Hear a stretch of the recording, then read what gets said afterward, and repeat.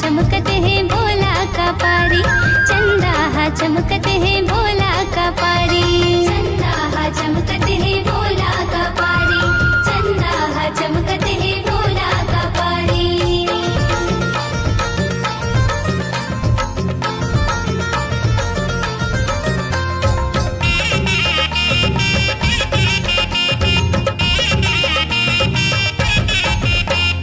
नाग है मुंडेर दोनों बाही मुरवाकारी, नाग है मुंडेर दोनों बाही मुरवाकारी, सातों रंग लपटे हैं बिखहर कारी, सातों रंग लपटे हैं बिखहर कारी, सातों रंग लपटे हैं बिखहर कारी।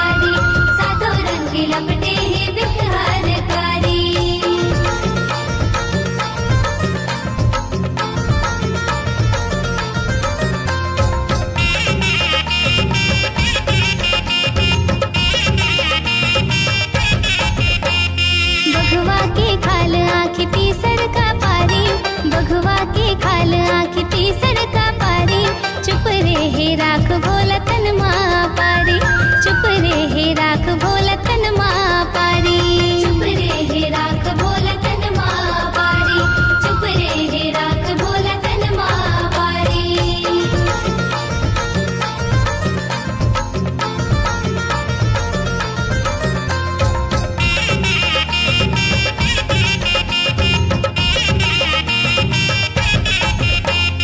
चुलबुल हालागे धरे त्रिशूल भारी, चुलबुल हालागे धरे त्रिशूल भारी, बन के ओ दुल्हा चले महिला सवारी, बन के ओ दुल्हा चले महिला सवारी, बन के ओ दुल्हा चले महिला सवारी, बन के ओ दुल्हा चले महिला सवारी।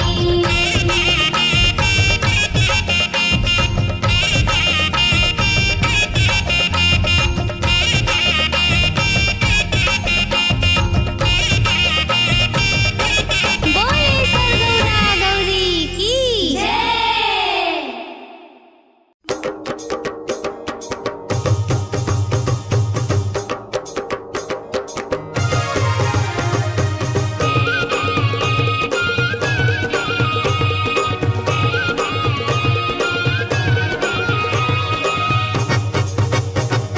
नान्हे मुनि गढ़ुनी बत्तीस है दुआर, नान्हे मुनि गढ़ुनी बत्तीस है दुआर, जी हाँ वो ईसर राजा करत है सिंगार, जी हाँ वो ईसर राजा करत है सिंगार। लाले लाले परसा लाले है खमार, लाले लाले परसा लाले है खमार, लाले है ईसर राजा घोड़वा सवार, लाले है ईसर राजा घोड़वा सवार, लाले है ईसर राजा घोड़वा सवार, लाले है ईसर राजा घोड़वा सवार।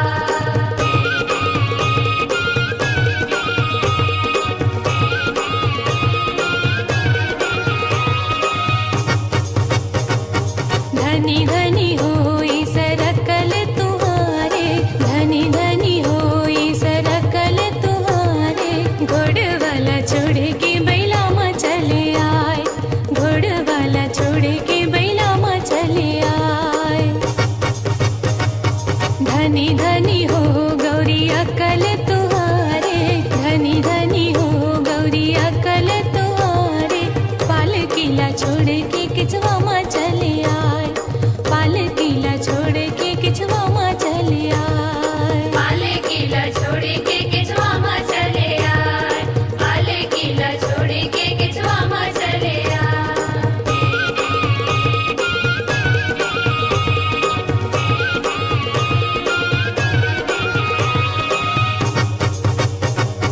घोड़वा को दावती सर पैया बोल रखी के, घोड़वा को दावती सर पैया बोल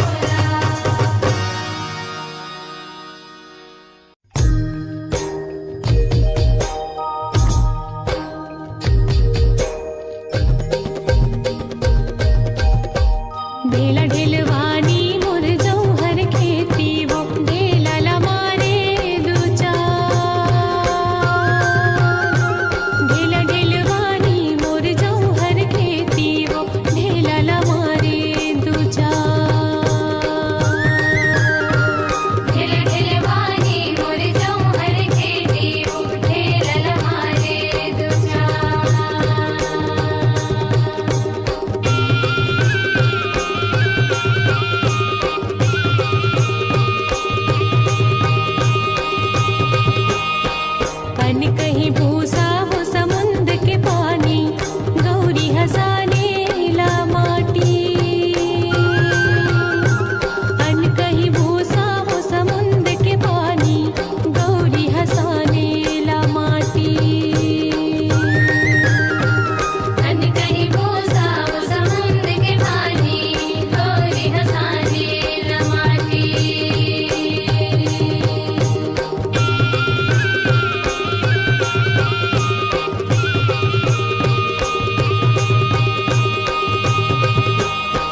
बारुन रोई रोई में चौर सिर जायो, चौर के कर खोर खे।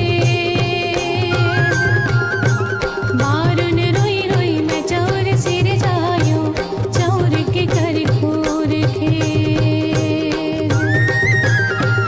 बारन रोई रोई में चौर सिर जायो, चौर के घर खूर खे।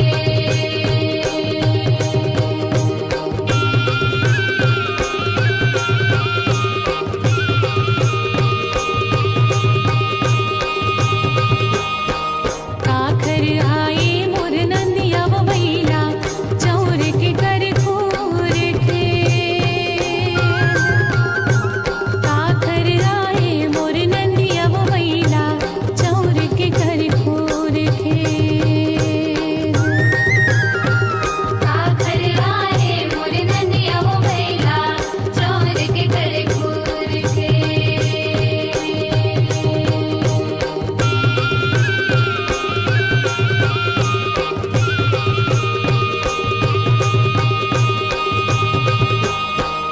ईसर राजा के नंदिया वो बैला, कुछ कहन नाही जाय।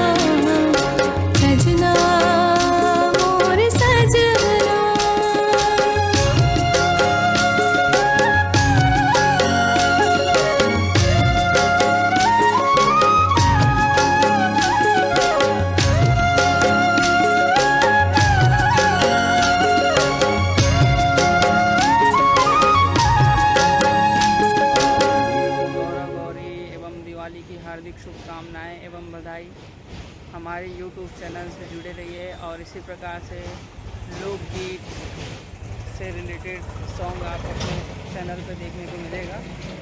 और कोशिश करेंगे कि बढ़िया बढ़िया कंटेंट लाएँ, आप लोग को बहुत अच्छा लगे। और हमारा जो मेन मोटिव रहेगा कि हम लोग अपने छत्तीसगढ़ी बोली भाखा ला पूरा इंडिया तक पहुँचान।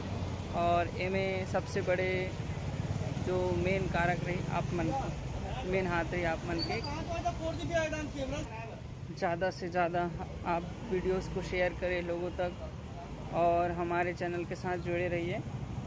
किसी प्रकार का कुछ क्वेरी रहे, जानकारी लेना रहे तो आप हमसे कांटेक्ट कर सकते हैं, हमें कमेंट कीजिए कैसा लगा हमारा वीडियो और कुछ आइडिया दे सकते हैं आप कि हम और किस प्रकार से अपने चैनल पर वीडियोस अपलोड कर सकें। धन्यवाद। जय जोहार, जय छत्तीसगढ़।